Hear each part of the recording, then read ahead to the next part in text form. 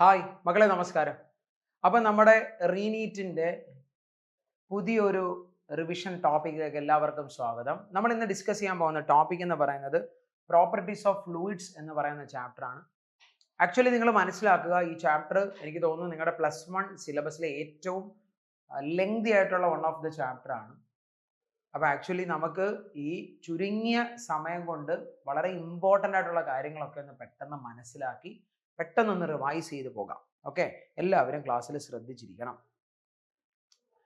നിങ്ങൾ ഇവിടോട്ടൊന്ന് ശ്രദ്ധിച്ചേ. നമുക്കറിയാം മെക്കാനിക്കൽ പ്രോപ്പർട്ടീസ് ഓഫ് ഫ്ലൂയിഡ്സ് എന്ന് പറയുന്ന ചാപ്റ്ററിൽ നിങ്ങൾ പ്രധാനമായിട്ടും ഫോക്കസ് ചെയ്യേണ്ട കാര്യങ്ങൾ ഞാൻ ജസ്റ്റ് ഒന്ന് പെട്ടെന്ന് പറഞ്ഞു വിടാം. അപ്പം നിങ്ങളുടെ മനസ്സിലൂടെ ഈ കാര്യങ്ങളൊക്കെ ഒന്ന് കടന്നു പോകണം. ആദ്യം നമ്മൾ പഠിക്കുന്നത് ഹൈഡ്രോസ്റ്റാറ്റിക്സ് ആണ്. ഹൈഡ്രോസ്റ്റാറ്റിക്സ് ആക്ച്വലി ഓർക്കുക, ഇവിടെ നമ്മൾ liquid at rest, liquid at rest ഈ കോൺസെപ്റ്റിനെ ബേസ് ചെയ്തിട്ട് ഒരുപാട് ക്വസ്റ്റ്യൻസും ഒരുപാട് കോൺസെപ്റ്റുകൾ നിങ്ങൾ പഠിക്കുന്നുണ്ട്. ഈ ഒരു ഏരിയയിൽ നിന്ന് ലിക്വിഡ് അറ്റ് റെസ്റ്റിൽ നിന്നും ഒരുപാട് കാര്യങ്ങൾ പഠിക്കുന്നുണ്ട്. അപ്പം അങ്ങനത്തെ ടോപ്പിക്കുകളൊക്കെ നന്നായിട്ടൊരു പ്രിഫറൻസ് കൊടുക്കുക. അത് കഴിഞ്ഞ് ഞാൻ NCERT ഒരു ഓർഡറിലല്ല ഈ കാര്യങ്ങൾ ഇപ്പോൾ പറയുന്നത്.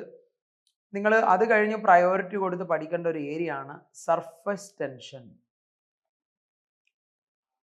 സർഫസ് ടെൻഷൻ അതേപോലെ തന്നെ വളരെ ഇമ്പോർട്ടൻ്റ് ആയിട്ടുള്ളൊരു ഏരിയ ആണ് വിസ്കോസിറ്റി.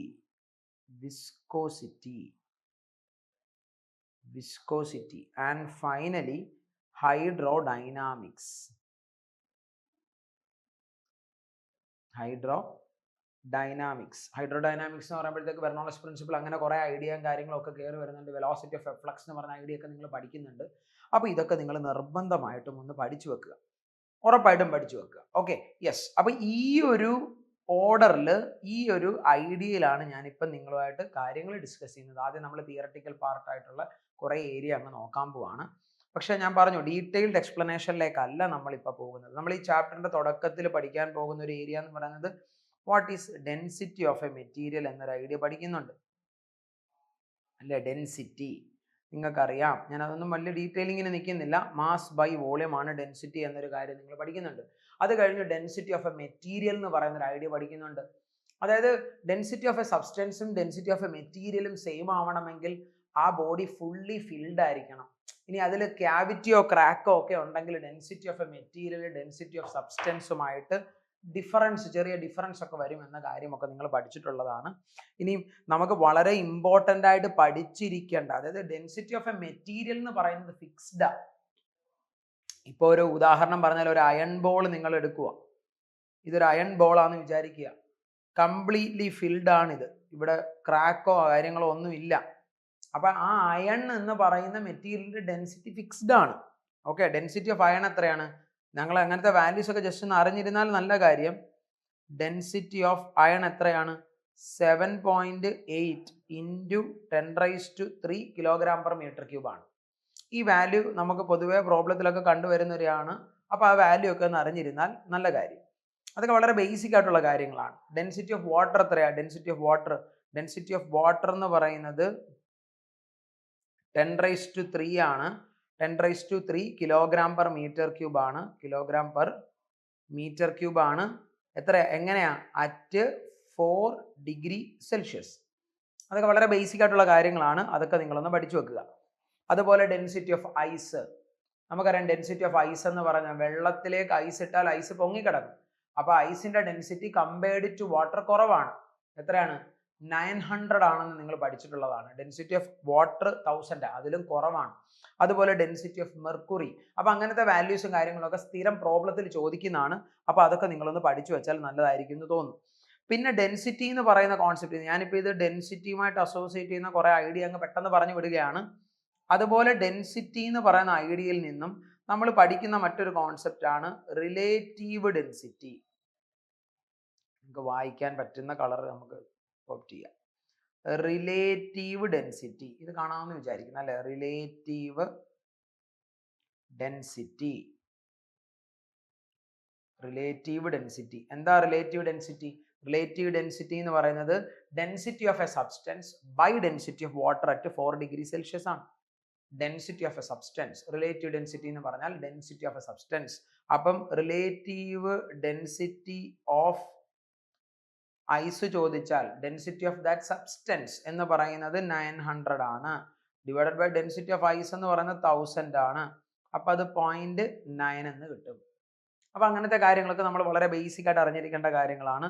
പിന്നെ നമുക്ക് മിസിബിൾ ലിക്വിഡ്സ്, ഇമ്മിസിബിൾ ലിക്വിഡ്സ്, അതിൻ്റെ മിക്സിങ്, ഇതുമായിട്ട് അസോസിയേറ്റ് ചെയ്യുന്ന പ്രോബ്ലംസ് ഒക്കെ ചോദിക്കാറുണ്ട്. അപ്പോൾ അതൊക്കെ നിങ്ങൾ നിർബന്ധമായിട്ട് പഠിക്കണം. ഓക്കെ ആണെന്ന് വിചാരിക്കുന്നു. യെസ്. ഇനി ഡെൻസിറ്റി കഴിഞ്ഞാൽ നമ്മൾ പഠിക്കുന്ന മറ്റൊരു കോൺസെപ്റ്റ് ആണ് പ്രഷർ. പ്രഷർ ഡെൻസിറ്റി കഴിഞ്ഞാൽ നമ്മൾ പഠിക്കുന്ന മറ്റൊരു ഏരിയ ആണ് പ്രഷർ. നമുക്കറിയാം പ്രഷർ എന്ന് പറയുന്നത് സിംപ്ലി ഫോഴ്സ് ബൈ ഏരിയ അല്ലെങ്കിൽ ത്രസ്റ്റ് ബൈ ഏരിയ അല്ലെങ്കിൽ നോർമൽ ഫോഴ്സ് എന്നൊക്കെ പറയും അല്ലേ. നോർമൽ ഫോഴ്സ് എന്ന് വേണമെങ്കിൽ വിളിക്കാം. ത്രസ്റ്റ് എന്ന് പറയുന്നത് നോർമൽ ഫോഴ്സ് ആണ് divided by area of cross section. Divided by area of cross section. അപ്പോൾ അതൊക്കെ ഒന്ന് ജസ്റ്റ് പഠിച്ചു വെക്കുക പ്രഷർ എന്ന് പറയുന്ന ഐഡിയമായിട്ട്. പിന്നെ നമ്മൾ പഠിക്കുന്നത് എന്താണ്, പ്രഷറിൻ്റെ unit, CGS unit, SI unit, അങ്ങനത്തെ കാര്യങ്ങളൊക്കെ ഒന്ന് അറിഞ്ഞിരിക്കുക. പിന്നെ ചില വാല്യൂസ് പഠിക്കുന്നുണ്ട്. വാട്ട് ഈസ് 1 അറ്റ്മോസ്ഫിയറിക് പ്രഷർ അല്ലെങ്കിൽ 1 ATM. എന്താണ് 1 അറ്റ്മോസ്ഫിയറിക് പ്രഷർ എന്ന്? 1.01325 into 10⁵ newton per metre square ആണ്. അപ്പോൾ ഇതൊക്കെ നിങ്ങൾ ഓൾറെഡി അറിയാവുന്ന കാര്യങ്ങളാണ്. ഈ വാല്യൂസ് ഒക്കെ നിങ്ങളൊന്ന് പഠിച്ചു വെക്കുക. ഇനി അറ്റ്മോസ്ഫിയറിക് പ്രഷർ എന്താണെന്നൊക്കെ നമുക്കറിയാം. ഒരു atmospheric pressure at A point എന്ന് പറഞ്ഞാൽ ആ പോയിന്റിന് ചുറ്റും 1 മീറ്റർ സ്ക്വയർ ഏരിയ ഉള്ള സർക്കിൾ കൺസിഡർ ചെയ്തിട്ട് അറ്റ്മോസ്ഫിയർ എൻഡ് ചെയ്യുന്നിടം വരെ അതൊരു സിലിണ്ടറിക്കൽ ഷേപ്പായിട്ട് കൺസിഡർ ചെയ്തിട്ട് അവിടെ ആക്ട് ചെയ്യുന്ന വെയിറ്റ് ആണ് അറ്റ്മോസ്ഫിയറിക് പ്രഷർ എന്ന് നിങ്ങൾ പഠിക്കുന്നുണ്ട്. Pressure due to that air column pressure എന്ന് പറയുന്നത് HρG ആണെന്ന് നമ്മൾ പഠിക്കുന്നുണ്ട്. HρG ആണെന്ന് പഠിക്കുന്നുണ്ട്. അതുപോലെ പ്രഷർ പഠിച്ചു കഴിഞ്ഞാൽ നിങ്ങൾ നിർബന്ധമായിട്ട് അറിഞ്ഞിരിക്കേണ്ട മറ്റൊരു ഏരിയ ആണ് പാസ്കൽസ് ലോ അല്ലേ. പാസ്കൽസ് ലോ പഠിച്ചു വെക്കുക. പാസ്കൽസ് ലോ എന്താ? പാസ്കൽസ് ലോ പറയുന്നത് ഒരു കണ്ടൈൻഡ് ലിക്വിഡ് എടുത്താൽ അല്ലെ, ഒരു കണ്ടൈൻഡ് ലിക്വിഡ്, ഈ ബീക്കറിൽ കണ്ടൈൻഡ് ലിക്വിഡ് എടുത്താൽ നിങ്ങൾ ഇവിടെ ഒരു പർട്ടിക്കുലർ പ്രഷർ P കൊടുത്താൽ അല്ലെങ്കിൽ P' കൊടുത്താൽ ആ ഒരു പാത്രത്തിൽ കംപ്രസിബിൾ ആയിട്ട് ഒരു പാത്രത്തിൽ കുറച്ച് വെള്ളം എടുത്തു, ഒരു കണ്ടൈൻഡ് ലിക്വിഡ് വേണം എടുക്കാൻ. അപ്പോൾ ഈ പോയിന്റ് എടുത്താലും ഈ പോയിന്റ് എടുത്താലും ഈ പോയിന്റ് എടുത്താലും പ്രഷർ P' ആണെന്നല്ല. പക്ഷെ ആ പോയിന്റിലേക്കൊക്കെ എന്ത് ചെയ്യും? P' എന്ന് പറയുന്ന പ്രഷർ ട്രാൻസ്ഫർ ചെയ്യപ്പെടും. ഓക്കെ അല്ലേ? ആ P' എന്ന് പറഞ്ഞ ഒരു അഡീഷണൽ പ്രഷർ ട്രാൻസ്ഫർ ചെയ്യപ്പെടും എന്ന കാര്യം നിങ്ങൾ പഠിക്കുന്നുണ്ട്. അപ്പൊ അങ്ങനത്തെ കാര്യങ്ങളൊക്കെ ഒന്ന് പഠിച്ചു വെക്കുക അല്ലേ. അവിടെ നിന്നാണ് നമ്മൾ എന്താ ഗേജ് പ്രഷർ ഒക്കെ പഠിക്കുന്നത്. Gauge pressure. ഇപ്പൊ ഒരു കണ്ടൈൻഡ് ലിക്വിഡ് എടുത്തു, ഓക്കെ, ഒരു ലിക്വിഡ് കൺസിഡർ ചെയ്യുന്നു. സപ്പോസ് ഇവിടെ നമുക്കറിയാം അറ്റ്മോസ്ഫിയറിക് പ്രഷർ P0 ആക്ട് ചെയ്യുന്നുണ്ട്. ഇവിടുന്ന് ഒരു H ഡെപ്തില് നമുക്കിവിടെ ഒരു H ഡെപ്തില് എനിക്കിതാ ഈ പോയിന്റ് എയിലെ പ്രഷർ കണ്ടുപിടിക്കണം. അപ്പോൾ പ്രഷർ അറ്റ് എ ആരാന്ന് ചോദിച്ചാൽ നമുക്കറിയാം ബൈ പാസ്കൽസ് ലോ ഈ P0 അങ്ങോട്ട് ട്രാൻസ്മിറ്റ് ചെയ്യപ്പെടും. അപ്പോൾ അവിടുത്തെ പ്രഷർ P0 ആണ് പ്ലസ് ആ ലിക്വിഡ് കോളം കാരണമുള്ള പ്രഷർ എന്ന് പറയുന്നത് HρG ആണെന്ന് എടുക്കാം. ഈ കാണുന്ന വാട്ടറിന്റെ ഡെൻസിറ്റി ആണ് റോ എന്ന് വിചാരിക്കുക. ആ ഡെപ്ത് ആണ് H. അപ്പോൾ അങ്ങനെയാണെങ്കിൽ അവിടുത്തെ ടോട്ടൽ പ്രഷർ എന്ന് പറയുന്നത് HρG ആണ് എന്ന് നമുക്ക് പറയാൻ പറ്റും. ക്ലിയർ ആണോ മക്കളെ? അതൊക്കെ വളരെ ബേസിക് ആയിട്ടുള്ള കാര്യങ്ങളാണ്. യെസ്.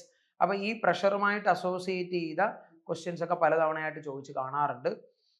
നമുക്ക് അങ്ങനെയാണെങ്കിൽ വളരെ രസകരമായ ഒരു ക്വസ്റ്റ്യൻ ഒന്ന് നോക്കി വരാം. നിങ്ങൾ ഈ ക്വസ്റ്റ്യൻ ഒന്ന് നോക്കിക്കേ. വ്യക്തമായിട്ട് ആ ക്വസ്റ്റ്യൻ ഒന്ന് വായിച്ചു നോക്കുക. വ്യക്തമായിട്ട് വായിച്ചു നോക്കുക. എന്താ ചോദിച്ചിരിക്കുന്നത്? 1 liter of same liquid is taken in 3 vessels with equal base area. താഴത്തെ ബേസ് ഏരിയ ഒക്കെ സെയിം ആണ്. If P1, P2, P3 are the pressure at the bottom of these vessels, compare the pressure value. നമ്മളിവിടെ മനസ്സിലാക്കേണ്ട കാര്യം, ഇവിടെ നിങ്ങൾ നോക്കിക്കേ, same liquid ആണ് എടുക്കുന്നത്. അതേപോലെ താഴത്തെ ബേസ് ഏരിയ സെയിം ആണ്. അതായത് ഈ കാണുന്ന ബേസ് ഏരിയയും ഈ കാണുന്ന ബേസ് ഏരിയയും ഈ കാണുന്ന ബേസ് ഏരിയയും സെയിം ആണ്. അപ്പം നാച്ചുറലി എല്ലാവരും ഇത് പ്രഷർ സെയിം ആണെന്നുള്ള തിങ്കിങ്ങിലേക്കൊക്കെ പോകും. പക്ഷെ നമ്മൾ മനസ്സിലാക്കേണ്ട കാര്യം, പ്രഷറിന് നമ്മളിപ്പോൾ പഠിച്ചൊരു ഇക്വേഷൻ HρG ആണ്. HρG ആണ്. അതായത് പ്രഷറിന് ഹൈറ്റുമായിട്ട് ഡിപ്പെൻഡൻസി ഉണ്ട്. ഫസ്റ്റ് ബീക്കറിലേക്ക് നിങ്ങൾ 1 ലിറ്റർ വെള്ളം ഒഴിച്ചു കഴിഞ്ഞാൽ അത് ഇവിടെ എവിടെയെങ്കിലും നിൽക്കുമെന്ന് വിചാരിക്കുക. 1 ലിറ്റർ വെള്ളം എടുത്താൽ അല്ലേ, അതേ വെള്ളം നിങ്ങൾ സെക്കൻഡ് ബീക്കറിലേക്ക് എടുക്കുമ്പോഴത്തേക്ക് ഇങ്ങനെയും നിങ്ങൾ തേർഡ് ബീക്കറിൽ എടുക്കുമ്പോഴത്തേക്ക് ഇത്രയുമായിട്ട് മാറുന്നു. അപ്പോൾ ഇവിടുത്തെ ഹൈറ്റ് H1 വളരെ ചെറുതാണ്, ഇവിടുത്തെ ഹൈറ്റ് കമ്പാരിറ്റീവ്ലി കൂടുന്നുണ്ട്, ഇവിടുത്തെ ഹൈറ്റ് വളരെ കൂടുതലാണ് കമ്പയർഡ് ടു ഫസ്റ്റ് വൺ. അപ്പോൾ ഹൈറ്റ് കൂടിക്കഴിഞ്ഞാൽ എനിക്ക് പറയാൻ പറ്റും എന്താ, pressure at 3 greater than pressure in 2 greater than pressure in 1 ആയിരിക്കും. പ്രഷർ ഇൻ 3 ഗ്രേറ്റർ ആയിരിക്കും compared to pressure in 2 compared to pressure in 1. So ഏതെടുക്കാം? ഓപ്ഷൻ സി എടുക്കാൻ പറ്റും. ഓപ്ഷൻ സി എടുക്കാൻ പറ്റും. ഒരു പ്രീവിയസ് ഇയർ ക്വസ്റ്റ്യൻ ആണിത്. എന്താ ചോദിച്ചിരിക്കുന്നത്? In A cylindrical container of height H. ഒരു സിലിണ്ടറിക്കൽ കണ്ടെയ്നർ ഉണ്ട് നമ്മുടെ കയ്യിൽ, ഒരു സിലിണ്ടറിക്കൽ കണ്ടെയ്നർ ഉണ്ട്. യെസ്, ഒരു cylindrical container of height h, cylindrical container of height h. A liquid is taken if the average gauge pressure ആണ്, gauge pressure അല്ല, അത് ശ്രദ്ധിക്കണം, ഗേജ് പ്രഷർ ഫോഴ്സ് ആണ്. മനസ്സിലാക്കുക, പ്രഷർ ഫോഴ്സ് ആണ് ചോദിച്ചത്. പ്രഷർ എന്ന് പറയുന്നത് ഫോഴ്സ് ബൈ ഏരിയ ആണ്. അപ്പൊ ഗേജ് പ്രഷർ ഫോഴ്സ് എന്ന് പറഞ്ഞാൽ പ്രഷർ ഇൻറ്റു ഏരിയ ആണ് എടുക്കേണ്ടത്. At the base and side wall cylinder are equal. Find the radius of the cylinder. നമ്മൾ മനസ്സിലാക്കേണ്ട കാര്യം, ഇവിടുത്തെ ഇതിന്റെ ഡെപ്ത് എന്ന് പറയുന്നത് h ആണ്. അപ്പൊ അങ്ങനെയാണെങ്കിൽ ഞാനിപ്പം ഇവിടുത്തെ പോയിന്റിനെ സിംപിളി ഞാൻ ഈ കാണുന്ന സർക്കുലാർ ഏരിയ, ഈ സർക്കുലാർ ഏരിയ A1 ആണെന്ന് അസ്യൂം ചെയ്യുന്നു. അങ്ങനെയാണെങ്കിൽ ഈ ബേസിലെ ഗേജ് പ്രഷർ ഫോഴ്സ് എന്ന് പറഞ്ഞാൽ എന്താ, പ്രഷർ ഇൻറ്റു ഏരിയ. ആ ബോട്ടം സർഫസിലെ പ്രഷർ ആരാ? എച്ച് റോ ജി ആണോ? ഇൻറ്റു ഏരിയ എന്ന് പറയുന്നത് ആ ബേസ് ഏരിയ ആണ്. ആ ഏരിയ എന്ന് പറയുന്നത് A1 ആണെന്ന് നമ്മൾ പഠിച്ചു. ഓക്കെ, ഇനി നിങ്ങൾ ഇവിടെ നോക്കിക്കേ, ഞാൻ ഈ സൈഡ് വോൾ എടുക്കാൻ പോകണം. ഈ സൈഡ് വോൾ നമ്മൾ മനസ്സിലാക്കേണ്ട കാര്യം, a cylindrical container of height h, the liquid is taken, the average gauge pressure force ആണ് ചോദിച്ചിരിക്കുന്നത്. നിങ്ങൾ നോക്കിക്കേ, ഈ ഒരു പോയിന്റ് എടുത്താൽ ഇവിടുത്തെ gauge pressure due to depth. സർഫസിൽ അറ്റ്മോസ്ഫിയറിക് പ്രഷർ ഉണ്ട്. അറ്റ്മോസ്ഫിയറിക് പ്രഷറിനെ പറ്റി അവർ ചോദിച്ചിട്ടില്ല, അവർ ഗേജ് പ്രഷറിനെ പറ്റിയാണ് ചോദിച്ചിരിക്കുന്നത്.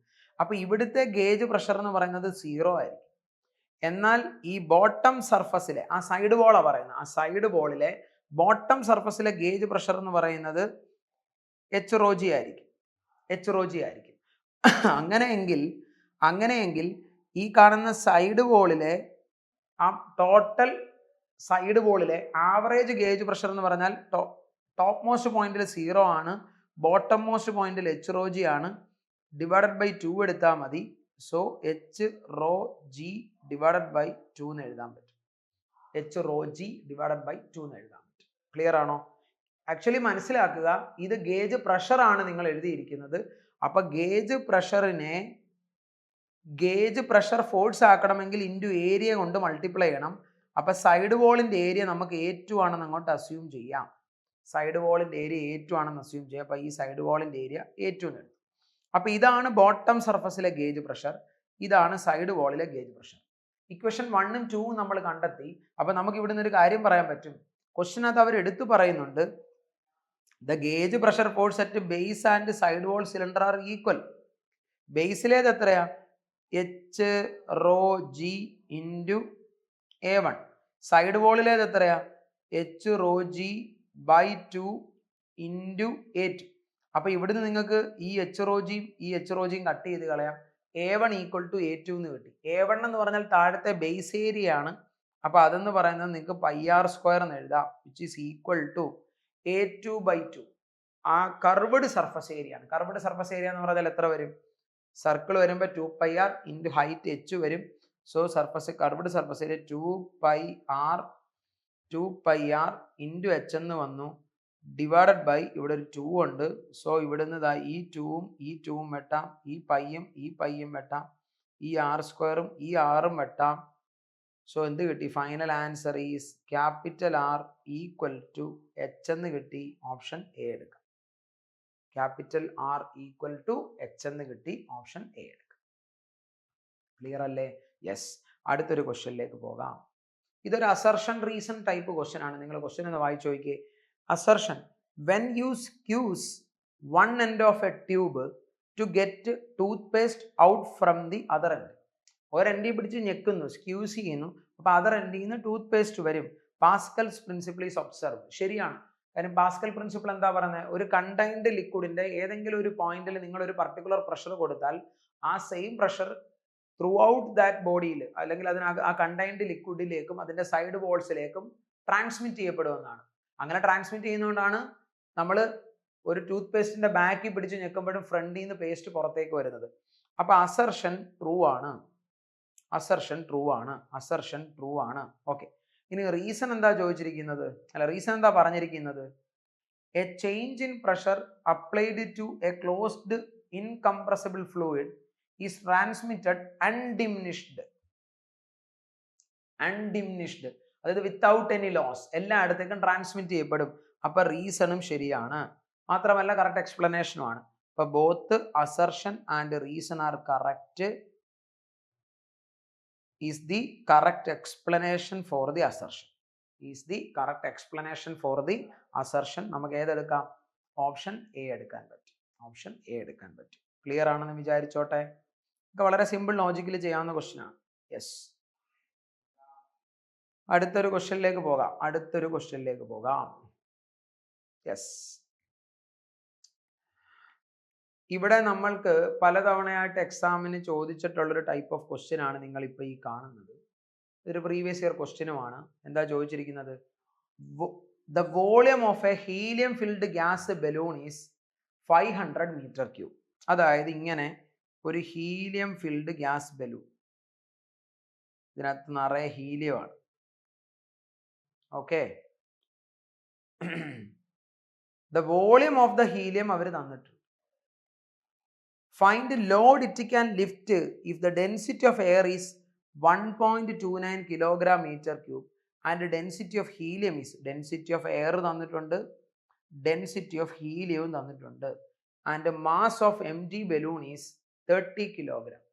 ആ empty ബലൂണിന്റെ, ഹീലിയം ഇല്ലെങ്കിൽ ആ empty ബലൂണിന്റെ മാസ് 30 കിലോഗ്രാം ആണ് തന്നിട്ടുണ്ട്. അപ്പൊ നമ്മൾ ഇവിടുന്ന് മനസ്സിലാക്കേണ്ട കാര്യം എല്ലാവരും ശ്രദ്ധിച്ചിരിക്കണം.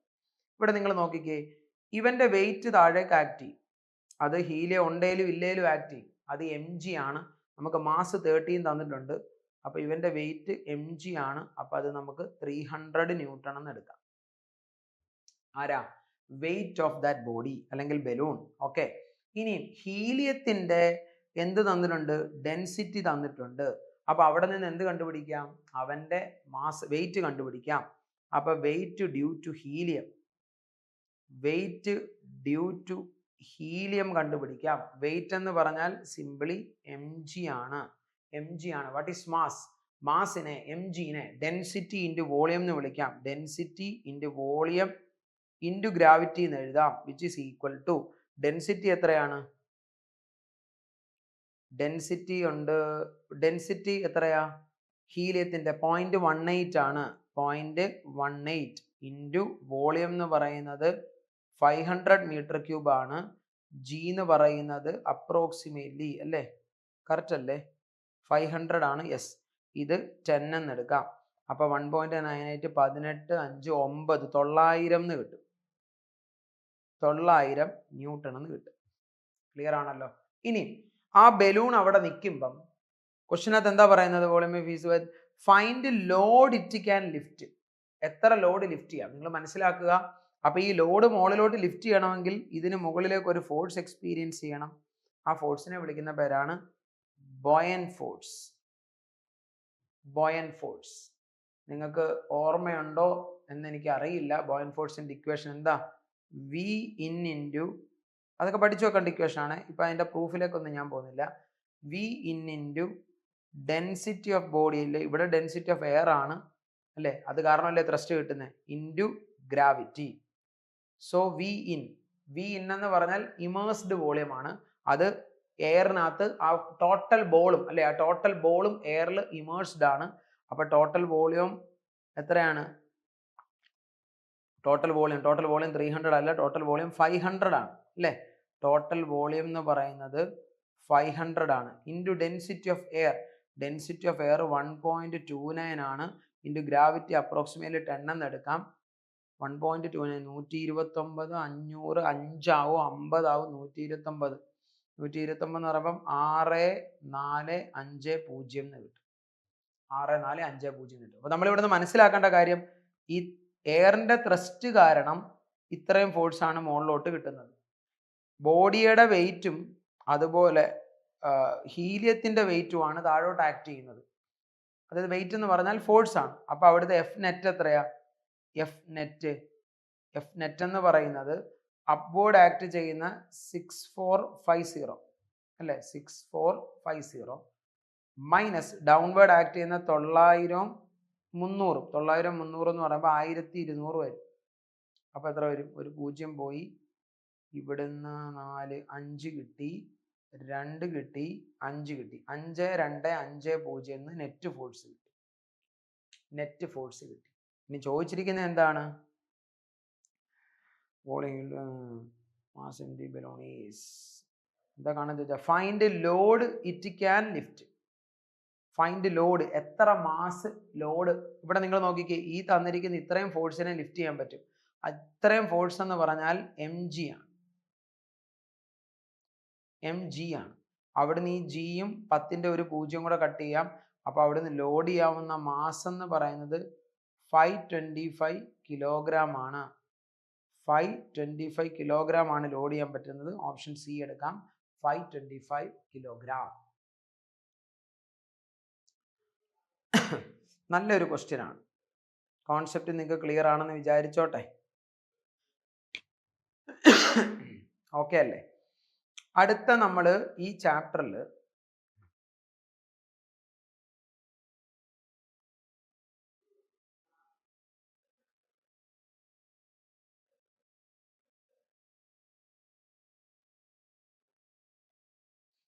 ഈ കളർ ഇട്ടാൽ ഒരു സുഖമില്ല.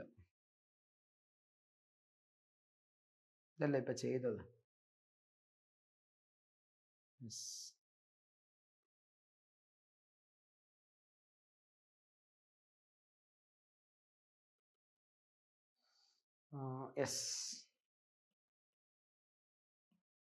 അടുത്ത ഈ ചാപ്റ്ററിൽ നമ്മൾ പഠിക്കുന്ന മറ്റൊരു കോൺസെപ്റ്റ് ആണ് എന്താ?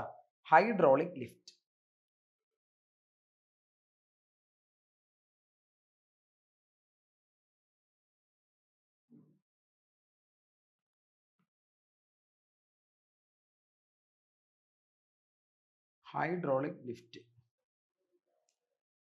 നിർബന്ധമായിട്ട് പഠിച്ചിരിക്കേണ്ട ഒരു കോൺസെപ്റ്റ് ആണ്. ഹൈഡ്രോളിക് ലിഫ്റ്റ് എന്താണെന്നൊക്കെ നിങ്ങൾക്ക് അറിയാം അല്ലേ?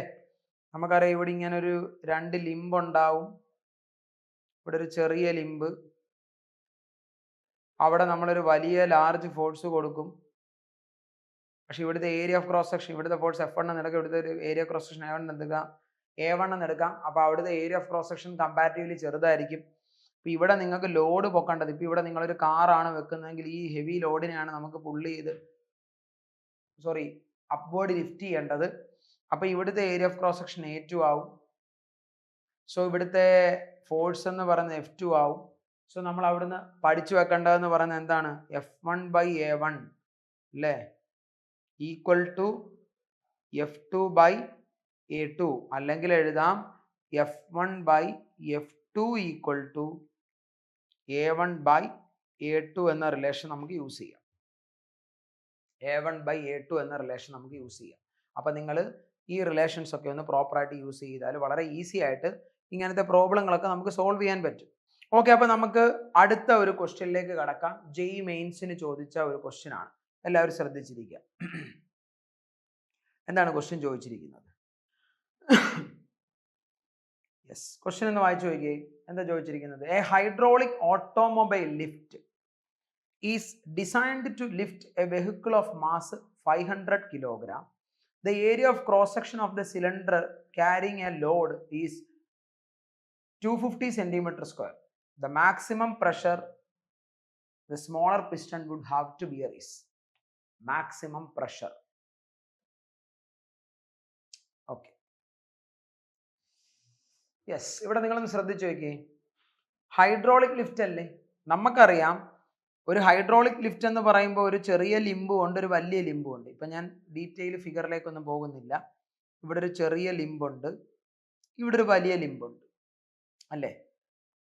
ഇവിടെ ഉണ്ടാവുന്ന പ്രഷർ P1 എന്ന് എടുത്തോളൂ, ഇവിടെ ഉണ്ടാവുന്ന പ്രഷർ P2 എന്ന് എടുത്തോളൂ. അത് ഈക്വൽ ആയിരിക്കും. കാര്യം എന്താ? പ്രഷർ ഈക്വലി ട്രാൻസ്മിറ്റ് ചെയ്യപ്പെടും എന്ന പാസ്കൽസ് ലോയുടെ പ്രിൻസിപ്പിൾ ആണ് നമ്മളിവിടെ യൂസ് ചെയ്യുന്നത്. അപ്പൊ എനിക്ക് പറയാം അവിടുത്തെ pressure P1 equal to P2 equal to P ആണ്. അപ്പൊ പ്രഷർ കാണാനുള്ള ഇക്വേഷൻ എന്താ? പ്രഷർ എന്ന് പറയുന്നത് force by area of cross section ആണ്. ഇനി ഇവിടെ ശ്രദ്ധിച്ചിരിക്കണം. ഒന്ന് ആലോചിക്കുക, ഇവിടെ നമ്മളൊരു പിസ്റ്റൺ വെച്ചിട്ട് ഇങ്ങനെ പുഷ് ചെയ്യും. അപ്പൊ ഇവിടെ ഇരിക്കുന്ന ഒരു കാർ, ഈ പ്ലാറ്റ്ഫോമിൽ ഇരിക്കുന്ന കാർ അല്ലെങ്കിൽ ആ വെഹിക്കിളിനെ ആ പ്രഷർ വെച്ച് ബാലൻസ് ചെയ്യുവാണ്. അപ്പൊ നമുക്കറിയാം ഇവിടെ ആക്ട് ചെയ്യുന്ന ഫോഴ്സ് എന്ന് പറയുന്നത് ആ വെഹിക്കിളിന്റെ വെയിറ്റ് mg ആയിരിക്കും. സോ നിങ്ങൾക്ക് ഇവിടെ ഫോഴ്സിന് പകരം വെയിറ്റ് ഓഫ് ദാറ്റ് വെഹിക്കിൾ കൊടുക്കാം, mg കൊടുക്കാം, ആണോ? Divided by area of cross section.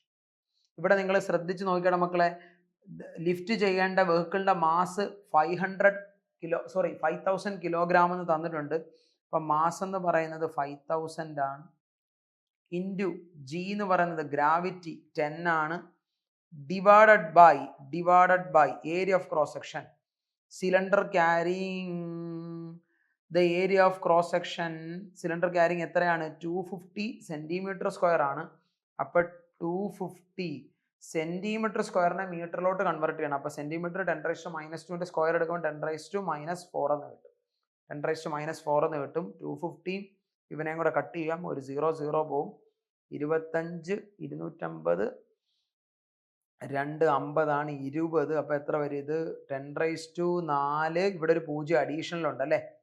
ഈ 10⁴ മോളിൽ പോകുമ്പം ഇതിന്റെ കൂടെ ആകുമ്പോൾ 10⁵5 ആവും. ഈ 250 500 കട്ട് ചെയ്യുമ്പോൾ ഒരു 2 വരത്തുള്ളൂ. ഇവിടെ ഒരു അഡീഷണൽ 0 ഉണ്ട്. അപ്പൊ എന്നാ വരും? 2 × 10⁻⁶ പാസ്കൽ എന്ന് വരും.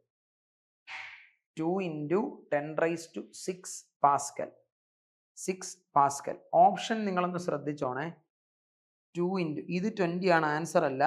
ഇത് 200 ആണ്. എല്ലാം ഓപ്ഷൻ 6 തന്നെയാണ്. ഇത് ആക്ച്വലി നിങ്ങൾക്ക് തെളിഞ്ഞ് കാണാത്തതാണ്. ഓപ്ഷനെ ഇത് തെളിഞ്ഞ് കാണാത്തതാണ്. ഇതെല്ലാം +6 ആണ് കേട്ടോ. ഇത് +5 ആണ്, ഇത് +6 ആണ്, ഇതും +6 ആണ്. വാട്ട് എവർ ഇറ്റ് ഈസ്, നമുക്ക് ആൻസർ കറക്റ്റ് കിട്ടിയല്ലോ. ഇതിപ്പോൾ ഞാൻ നെറ്റിൽ നിന്ന് എവിടുന്നോ എടുത്തൊരു ക്വസ്റ്റ്യൻ ആണ്, പ്രീവിയസ് ഇയർ ക്വസ്റ്റ്യൻ ആണ്. അപ്പം ചിലപ്പോൾ എടുത്ത് പേസ്റ്റ് ചെയ്തപ്പോൾ വന്നൊരു മിസ്റ്റേക്ക് ആണ്. Answer is 2 × 10⁻⁶ Pascal. 2 × 10⁻⁶ Pascal. Concept clear ആണല്ലോ? ഓക്കെ അല്ലേ? പക്ക മനസ്സിലായോ? യെസ്. അങ്ങനെയാണ് നമുക്ക് അടുത്തൊരു ടോപ്പിക്കിലേക്ക് പോകാം. നിങ്ങൾക്കറിയാലോ, ഞാൻ പെട്ടെന്ന് കാര്യങ്ങളൊന്ന് പറഞ്ഞു വിടുകയാണ്. നമ്മൾ അടുത്ത പഠിക്കുന്നതാണ് സർഫസ് ടെൻഷൻ.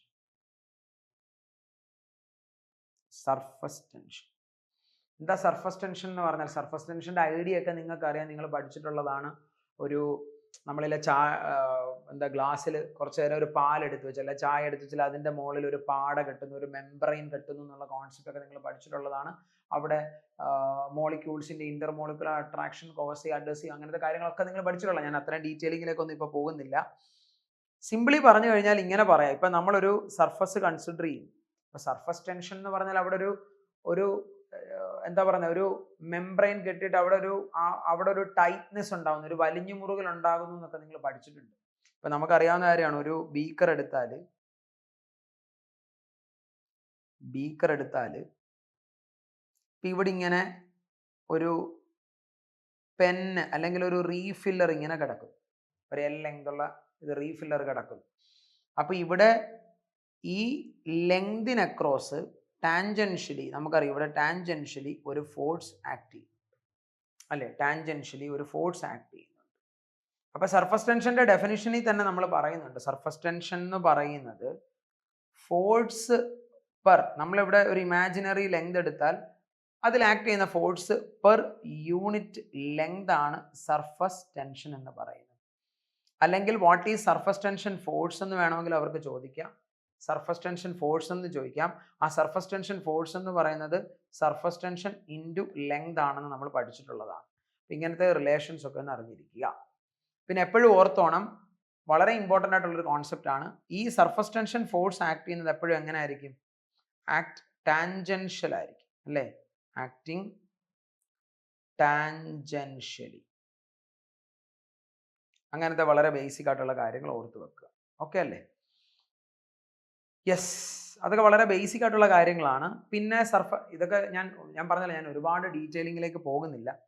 പിന്നെ നമുക്ക് എക്സാമിന് പലതവണ ചോദിച്ച് കണ്ടിരിക്കുന്ന കോൺസെപ്റ്റുകളിൽ ഒന്നാണ്, ഇപ്പം ഇങ്ങനെ ഒരു എൽ ഷേപ്ഡ് റോഡ് എടുക്കുന്നു, എന്നിട്ട് നമ്മൾ എന്ത് ചെയ്യുന്നു, ഇവിടെ ഒരു ചെറിയ റോഡ് ഇങ്ങനെ വെക്കും, എന്നിട്ട് നിങ്ങൾ ഇതൊരു സോപ്പ് സൊല്യൂഷനിലോട്ട് ഡിപ്പ് ചെയ്യും. സോപ്പ് സൊല്യൂഷനിൽ ഡിപ്പ് ചെയ്യുമ്പോഴത്തേക്ക് ഇവിടെ ഇങ്ങനെ ഒരു മെംബ്രെയിൻ പോലെ ഡെവലപ്പ് ചെയ്യും. നമുക്കറിയാം, ഇങ്ങനെ ഒരു ഷേപ്പ് എടുത്ത് വെള്ളം സോപ്പ് സൊല്യൂഷനിലേക്ക് ഡിപ്പ് ചെയ്താൽ അവിടെ ഒരു മെംബ്രെയിൻ പോലെ ഡെവലപ്പ് ചെയ്യും.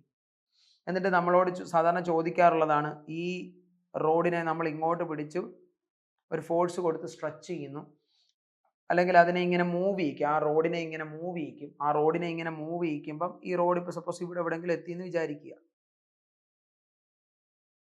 അങ്ങനെയാണെങ്കിൽ അവിടെ അത്രയും സ്ട്രെച്ച് ചെയ്യാൻ എടുക്കുന്ന വർക്ക് ഡൺ എത്രയാണെന്ന് ചോദിക്കും. അപ്പം നമ്മൾ പഠിച്ചിട്ടുള്ളൊരു കാര്യമുണ്ട്, നമ്മൾ ഇങ്ങോട്ടൊരു എക്സ്റ്റേണൽ ഫോഴ്സ് കൊടുക്കുമ്പം ഇങ്ങനെ ടാൻജൻഷ്യലി ആ ഫോഴ്സ് എന്ന് പറയുന്നത് ഇവിടെ ടാൻജൻഷ്യലി ആക്ട് ചെയ്യുന്ന surface tension force. Surface tension force അതിൻ്റെ എഫ് സഫിക്സ് എസ് ടി എന്ന് ഞാൻ വിളിക്കുവാണ്. ഒരു സർഫസ് ടെൻഷൻ ഫോഴ്സിനോട് ഇക്വലൻ്റ് ആയിരിക്കും. അങ്ങനെ ഇത്രയും ഒരു മെംബ്രെയിനെ നിങ്ങളൊരു എക്സ് ഡിസ്റ്റൻസ് സ്ട്രെച്ച് ചെയ്താൽ അവിടെ നമ്മളൊരു വർക്ക് ഡൺ ചെയ്യും. അപ്പോൾ ആ വർക്ക് ഡൺ കാണാൻ ചോദിക്കും. പക്ഷെ ഇവിടെ ശ്രദ്ധിക്കേണ്ട കാര്യം, ഒരു തിൻ ഫിലിം ആവുമ്പോൾ അത് ഡബിൾ ലെയേർഡ് ആണ്. ഒരു തിൻ ഫിലിം ആവുമ്പോൾ ഡബിൾ ലെയേർഡ് ആണ്. അപ്പോൾ നമുക്കറിയാം വർക്ക് ഡൺ എന്ന് പറയുന്നത്, അതൊക്കെ വളരെ ഇമ്പോർട്ടൻ്റ് ആയിട്ടുള്ള കാര്യമാണ്. വർക്ക് ഡൺ എന്ന് പറയുന്നത് ഫോഴ്സ് ഇൻറ്റു ഡിസ്പ്ലേസ്മെന്റ് ആണ്. ഫോഴ്സ് എന്ന് പറയുന്നത് എഫ് എക്സ്റ്റേണൽ ആണ്, ഇൻറ്റു ഡിസ്പ്ലേസ്മെന്റ് എന്ന് പറയുന്നത് ഇവിടെ എക്സ് ആണെന്ന് കൊടുക്കുക.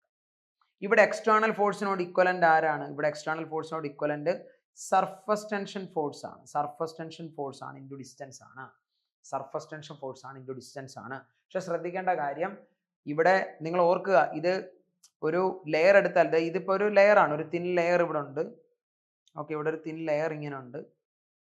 പക്ഷെ അത് ഡബിൾ ലെയർഡ് എന്നാണ് വിളിക്കുന്നത്. കാര്യം എന്താ? ഇങ്ങനെ ഒരു ലെയറിനെ നമ്മൾ ലിക്വിഡിലേക്ക് ഡിപ്പ് ചെയ്ത് പൊക്കിയെടുത്ത് നോക്കുമ്പം എയർ എവിടെയൊക്കെ കോണ്ടാക്ട് വരുന്നു അതൊക്കെ നമ്മൾ ലെയർ ആയിട്ട് കൺസിഡർ ചെയ്യുന്നു. അപ്പൊ ഇങ്ങനെ എയറിൽ നിങ്ങൾ കൊണ്ടുവച്ചിട്ട് ഇവിടുന്ന് ഒരു മെംബ്രെയിൻ ഇങ്ങനെ പിടിച്ച് സ്ട്രെച്ച് ചെയ്യാൻ നോക്കുമ്പോൾ ഇവിടെയും ഈ സൈഡിലും നമുക്ക് രണ്ട് ലെയർ ഫീൽ ചെയ്യും. പക്ഷെ വെള്ളത്തിലേക്ക് ഇപ്പം നിങ്ങളിവിടെ ഒരു ബീക്കറിലേക്ക് വെള്ളം എടുത്തിട്ട് ഇത് മൊത്തം വെള്ളം നിറച്ചു, അപ്പൊ ഇവിടെ ഒരു സിംഗിൾ ലെയർഡാണ്. അതുകൊണ്ടാണ് ഇവിടെ എഫ് ബൈ എൽ അല്ലെങ്കിൽ സർഫസ് ടെൻഷൻ ഫോഴ്സ് എന്ന് പറയുന്നത് ടി ഇൻറ്റു എൽ എന്ന് മാത്രം എടുക്കുന്നത്. ബിക്കോസ് ഇറ്റ് ഈ സിംഗിൾ ലെയർ, മുകളിൽ മാത്രമേ എയർ കോണ്ടാക്ട് വരുന്നുള്ളൂ. അപ്പോൾ അവിടെ സിംഗിൾ ലെയർഡ് ആയിട്ട് കൺസിഡർ ചെയ്താൽ മതി. പക്ഷെ ഇവിടെ ഒരു തിൻ ഫിലിം സ്ട്രെച്ച് ചെയ്യുമ്പോൾ രണ്ട് സൈഡിലും എയറിന്റെ പ്രസൻസ് ഉണ്ട്, ഡബിൾ ലെയർഡ് ആണ്. സോ നമ്മൾ എന്തുകൊണ്ട് മൾട്ടിപ്ലൈ ചെയ്യണം? 2 കൊണ്ട് മൾട്ടിപ്ലൈ ചെയ്യണം. ഇനി നമ്മൾ പഠിച്ചിട്ടുണ്ട് സർഫസ് ടെൻഷൻ ഫോഴ്സ് എന്ന് പറയുന്നത് സർഫസ് ടെൻഷൻ ഇൻറ്റു ലെങ്ത് ആണ്. സോ ഇവിടെ എന്ത് വരും? 2 ഇൻറ്റു സർഫസ് ടെൻഷൻ ഫോഴ്സിന് വരെ T into L into X എന്ന് എഴുതാം. T into L into X എന്ന് എഴുതാം. ഇനി ഇവിടെ നോക്കേണ്ട കാര്യം എന്താണ്? എൽ എന്ന് പറയുന്നത് ഈ കാണുന്ന റോഡിന്റെ ലെങ്ത് ആണ്. റോഡിന്റെ ലെങ്ത് ആണ്. ബിക്കോസ് ഈ സർഫസ് ടെൻഷൻ ഫോഴ്സുമായിട്ട് പെർപെൻഡിക്കുലർ ആയിട്ട് ആക്ട് ചെയ്യുന്ന ഈ ലെങ്ത് ആണ് എടുക്കുന്നത്. അപ്പൊ ഇത് ലെങ്ത് ഓഫ് ദ റോഡ് ആണ്. ഈ കാണുന്ന എക്സ് എന്ന് പറയുന്നത് ഇത് ട്രാവൽ ചെയ്യുന്ന ഡിസ്റ്റൻസ് ആണ്. അപ്പൊ ഈ എക്സ് ലെങ്തും ഇത് ബ്രെഡ്ത്തുമായിട്ട് കൺസിഡർ ചെയ്താൽ ഇത് അവിടുത്തെ ഏരിയ ആണ്, എൽ ഇൻറ്റു എക്സ്. അപ്പൊ ഏരിയ ആണ്, അല്ലെങ്കിൽ ഇവിടെ ഉണ്ടാവുന്ന ചേഞ്ച് ഇൻ ഏരിയ ആണ്. അപ്പൊ ഡെൽറ്റ എ ആണ് എൽ ഇൻറ്റു എക്സ്. അപ്പൊ നിങ്ങൾക്ക് ഇവിടെ എന്ത് എഴുതാം? 2 ഇൻറ്റു ടി ഇൻറ്റു എന്താ എൽ ഇൻറ്റു എക്സിനെ ഡെൽറ്റ എ എന്ന് വിളിക്കാം. ഡെൽറ്റ എ എന്ന് വിളിക്കാം. അപ്പൊ work done to stretching a membrane W equal to 2t delta A. Actually ഇത് ഇവിടെ ഇപ്പോൾ ഈ ഡെറിവേഷൻ പോലൊന്നും പറയേണ്ട കാര്യമില്ല, ഡയറക്റ്റ് ഇക്വേഷൻ പറയേണ്ട കാര്യമേ ഉള്ളൂ. അപ്പൊ ഇനിയും തൊട്ട് ഞാൻ അങ്ങോട്ട് ഡെറിവേഷൻ അറിയാതെ ഇച്ചിരി ഡീറ്റെയിൽഡ് എക്സ്പ്ലനേഷൻ ചെയ്തു പോയി. അപ്പൊ നമുക്ക് അടുത്ത കുറച്ച് കാര്യങ്ങളിലേക്ക് പോകാം. നമുക്ക് വേണമെങ്കിൽ അവരോട് ചോദിക്കാം, work done to form a bubble.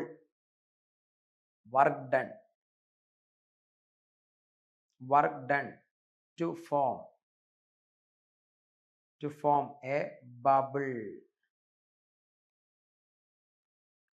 വർക്ക് done to form a bubble. ഒരു ബബിൾ ഫോം ചെയ്യാൻ വേണ്ട വർക്ക് ഡൺ നമ്മളോട് ചോദിക്കാവുന്നതാണ്. അപ്പൊ അവിടെ വർക്ക് ഡൺ എന്ന് പറയുമ്പോഴത്തേക്ക് എന്തെഴുതാം? സർഫസ് ടെൻഷൻ ഫോഴ്സ് അല്ലെ, സോറി, സർഫസ് ടെൻഷൻ ഇൻറ്റു, അപ്പോൾ വർക്ക് ഡൺ കാണാൻ നമുക്ക് ജനറൽ ഇക്വേഷൻ എടുക്കാം. Surface tension into change in area. നിങ്ങൾ ഇവിടെ നോക്കിക്കേ, ഇവിടെ കണ്ടോ, work done surface tension into change in area. ഇവിടെ 2 വന്ന എന്തുകൊണ്ടാണ്? ഡബിൾ ലെയർഡ് ആയതുകൊണ്ടാണ് 2 വന്നത്. നിങ്ങൾക്ക് അറിയാവുന്ന കാര്യമാണ്. അപ്പോൾ വർക്ക് ഡൺ കാണാൻ surface tension into change in area. Derivation ഒന്നും വേണ്ട, നിങ്ങൾ ഇക്വേഷൻ പഠിച്ചു വെക്കുക. എത്രയാ? ഒരു ബബിൾ ഫോം ചെയ്യാൻ എടുക്കുന്ന work done 8 pi R square T ആണ് work done. 8 pi R T square. Clear? അപ്പോൾ ഇതൊക്കെ നിങ്ങൾക്ക് അറിയാവുന്ന കാര്യങ്ങളാണെന്ന് ഞാൻ വിശ്വസിക്കുന്നു. സെറ്റാണോ? ഓക്കെ അല്ലേ? യെസ്. അപ്പോൾ ഇത് നിങ്ങൾ വ്യക്തമായിട്ട് പഠിച്ചു വെക്കുക. അപ്പോൾ നമുക്ക് ഇൻ ജനറൽ എന്ത് എഴുതാം? In general work done equal to surface tension into change in area. Work done equal to surface tension into change in area. ഈ ഇക്വേഷൻ വേണം നിങ്ങൾ യൂസ് ചെയ്യാൻ. നമുക്ക് രസകരമായ ഒരു ക്വസ്റ്റ്യൻ നോക്കാം. എന്താ ഇവിടെ ക്വസ്റ്റ്യൻ നോക്കിയാൽ നിങ്ങൾ ചോദിച്ചിരിക്കുന്നത് എന്താണ്? A spherical liquid drop of radius R divided into 8 equal droplet in the 8 equal droplet. If the surface tension is T, the work done in this process ആണ് ചോദിച്ചിരിക്കുന്നത്. അതായത് നമ്മുടെ കയ്യിൽ ഒരു വലിയ ലിക്വിഡ് ഡ്രോപ്ലെറ്റ് ഉണ്ട്. ആ ലിക്വിഡ് ഡ്രോപ്ലെറ്റിന്റെ റേഡിയസ് 6 ആണ്. അതിനെ ഡിവൈഡ് ചെയ്ത് നിങ്ങൾ എന്താക്കി? കുറെ ചെറിയ ലിക്വിഡ് ഡ്രോപ്ലെറ്റുകളാക്കി മാറ്റുന്നു. അങ്ങനത്തെ 8 ലിക്വിഡ് ഡ്രോപ്ലെറ്റ് ആക്കുന്നു. ഒരാളുടെ റേഡിയസ് സ്മോൾ ആർ ആണെന്ന് അസ്യൂം ചെയ്യാം. ഈ ഒരാളുടെ റേഡിയസ് സ്മോൾ ആർ ആണ്. അങ്ങനത്തെ 8 എണ്ണം ഉണ്ട്. അപ്പോൾ നമ്മൾ മനസ്സിലാക്കേണ്ട കാര്യം, ഇവിടെ ഇങ്ങനത്തെ 8 ലിക്വിഡ് ഡ്രോപ്ലെറ്റുകളാണ് ഉണ്ടാവുന്നത്. 8 എണ്ണം ഉണ്ടാവണം. 1 2 3 4 5 6 7 8 ഡ്രോപ്ലെറ്റ് ഉണ്ടാവും. നമ്മൾ മനസ്സിലാക്കേണ്ട കാര്യം, ഇവിടുത്തെ ബിഗർ ഡ്രോപ്പിന്റെ വോളിയവും ആ ഇൻഡിവിജ്വൽ ആയിട്ടുള്ള ഡ്രോപ്പുകളുടെ ടോട്ടൽ വോളിയം ചേഞ്ച് ഉണ്ടാവത്തില്ല, സെയിം ആയിരിക്കും, വോളിയം സെയിം ആയിരിക്കും. അപ്പോൾ എനിക്ക് പറയാം, എന്ത് പറയാം, ഈ ഐഡിയ ഒക്കെ നിങ്ങൾ പഠിച്ചിട്ടുള്ളതാണെന്ന് വിശ്വസിക്കുന്നു. ഇവിടുന്ന് എനിക്ക് പറയാം, വോളിയം എന്ന് പറഞ്ഞാൽ 4/3 പൈ ആർ ക്യൂബ്. അപ്പോൾ ഇവന്റെ വലിയവന്റെ വോളിയം എന്താ? 4/3 പൈ ആർ ക്യൂബ്. ചെറിയവന്റെ വോളിയം എന്താ? 4/3 pi small R cube into എത്ര എണ്ണമാണോ ആ എണ്ണം കൊണ്ട് മൾട്ടിപ്ലൈ ചെയ്യുക, n കൊണ്ട് മൾട്ടിപ്ലൈ ചെയ്യുക. അപ്പോൾ ഇവിടെ 4/3 പൈയും 4/3 പൈയും വെട്ടും. സോ നമുക്കിവിടെ 4/3 പൈയും 4/3 പൈയും വെട്ടും. സോ നമുക്ക് ഇവിടെ നിന്ന് എന്ത് എഴുതാം? R cube equal to n എന്ന് പറഞ്ഞാൽ 8 ആണ് ഇൻറ്റു ആർ ക്യൂബ് എന്ന് എഴുതാം. സോ ക്യൂബ് റൂട്ട് എടുത്താൽ ഇവിടെ r equal to 2 times r എന്ന് പറയാം. Capital R equal to 2 times r എന്ന് പറയാം. ഓക്കെ, നമ്മളോട് ചോദിച്ചു ഇനി എന്ത് കാണാനാ? ഇവിടെ ചെയ്യുന്ന വർക്ക് ഡൺ. അപ്പൊ നമുക്ക് പറയാം വർക്ക് ഡൺ എന്ന് പറയുന്നത് സർഫസ് ടെൻഷൻ അല്ലേ ഇൻറ്റു ചേഞ്ച് ഇൻ ഏരിയ എന്നാണ് നമ്മൾ പഠിച്ചിരിക്കുന്നത്. ഇനി ഇതാരാണ്?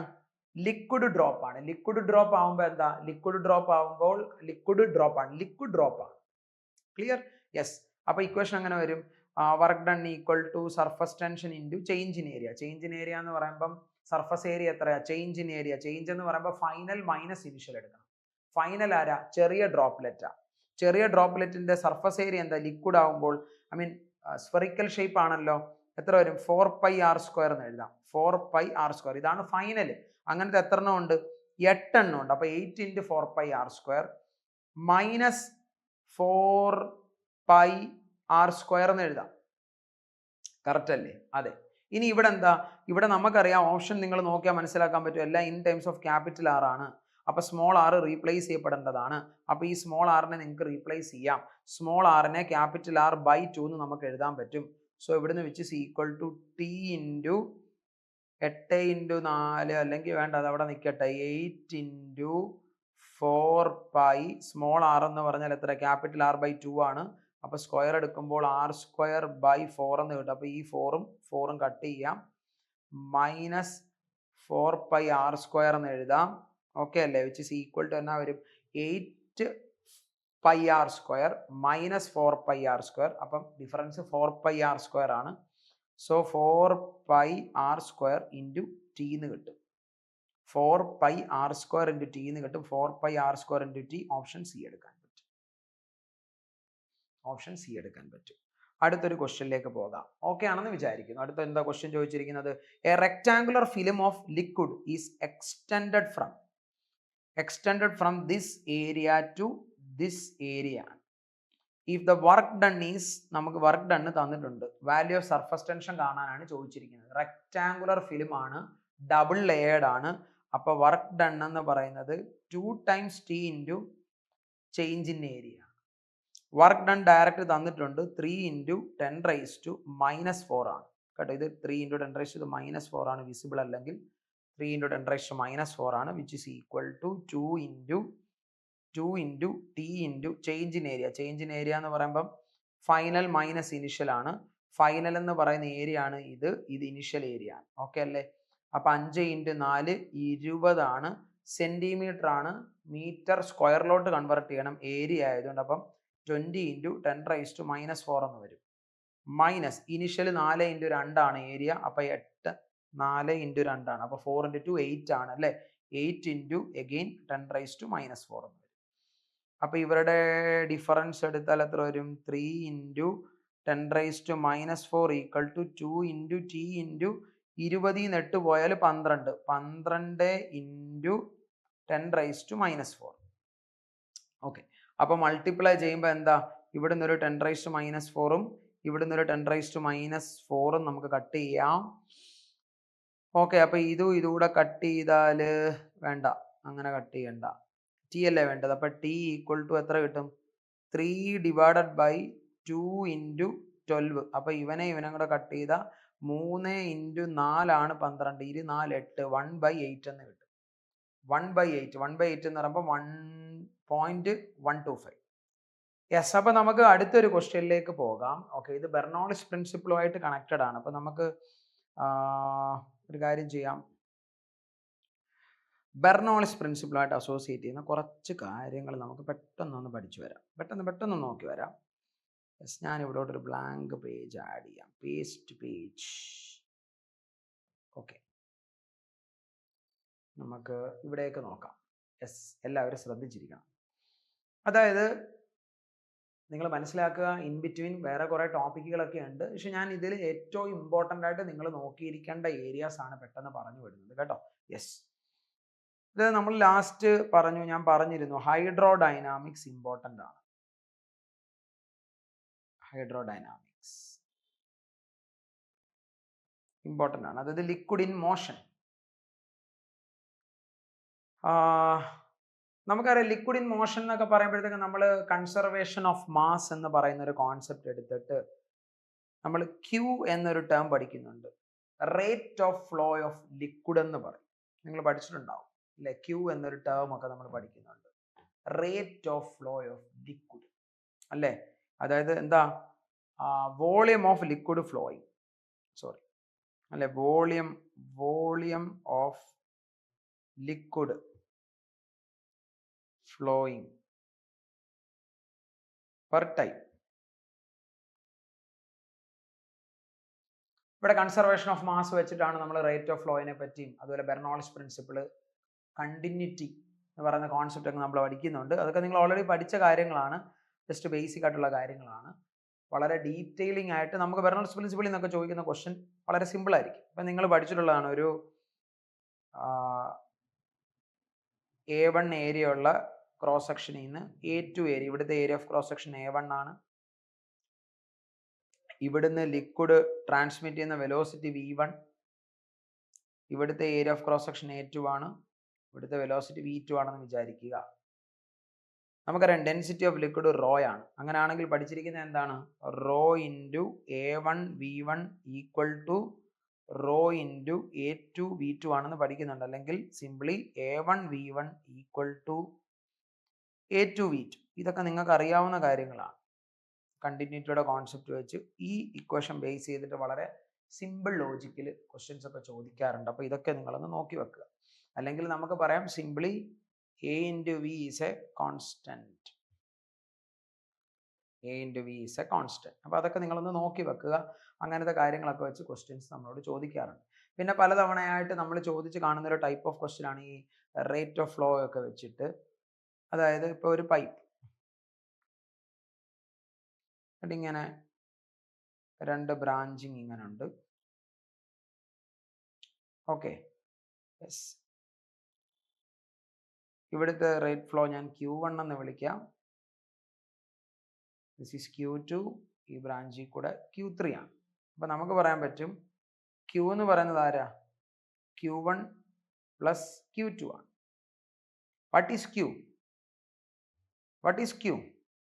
Q എന്ന് പറഞ്ഞാൽ A ഇൻറ്റു വി ആണ്. സിംപ്ലി Q എന്ന് പറഞ്ഞാൽ A ഇൻറ്റു വി ആണ്. അപ്പം നമുക്ക് പറയാം ഇവിടുന്ന് A ഇൻറ്റു വി എന്ന് പറയുന്നത് ആരാ? A1 V1 plus A2 V2 ആയിരിക്കും. A ഇൻറ്റു വി എന്ന് പറയുന്നത് A1 V1 ഏരിയ ഇവിടെയാണ്, ഇവിടുത്തെ ഏരിയ ആണ് A, ഇവിടുത്തെ ഏരിയ ആണ് A1, ഇവിടുത്തെ ഏരിയ ആണ് V2. അപ്പോൾ A ഇൻറ്റു വി എന്ന് പറയുന്നത് A1 V1 plus A2 V2. ഇതൊക്കെ വളരെ ബേസിക് ആയിട്ടുള്ള കാര്യങ്ങളാണ്. അതുമായിട്ട് അസോസിയേറ്റ് ചെയ്തൊരു ക്വസ്റ്റൻ ആണ് ഈ ചോദിച്ചിരിക്കുന്നത്. ഒരു പ്രീവിയസ് ഇയർ ക്വസ്റ്റൻ ആണ്. എന്താ ചോദിച്ചിരിക്കുന്നത്? In an incompressible liquid is flowing through a horizontal pipe as shown in the figure. The value of speed V is. അതായത് ഇവിടുത്തെ ഏരിയ ഓഫ് ക്രോസ് സെക്ഷൻ നിങ്ങൾക്ക് A ആണെന്ന് അസ്യൂം ചെയ്യാം. ഇവിടുത്തെ area of cross section A ആണ്. ഇവിടുത്തെ area of cross section 0.8A ആണ്. ഇവിടുത്തേത് 3A ആണ്. ഓക്കെ, നമ്മൾ പഠിച്ചിരിക്കുന്നത് എന്താ? ഇവിടുത്തെ റേറ്റ് ഫ്ലോ ഇത് Q ആണ്. This is Q1, this is Q2, this is Q1 and Q2. So Q എന്ന് പറയുന്നത് Q1 പ്ലസ് Q2 ആണ് അല്ലേ? Q എന്ന് പറയുന്നത് Q1 പ്ലസ് Q2 ആണ്. What is Q? A into V. A എത്രയാ? A ആണ്.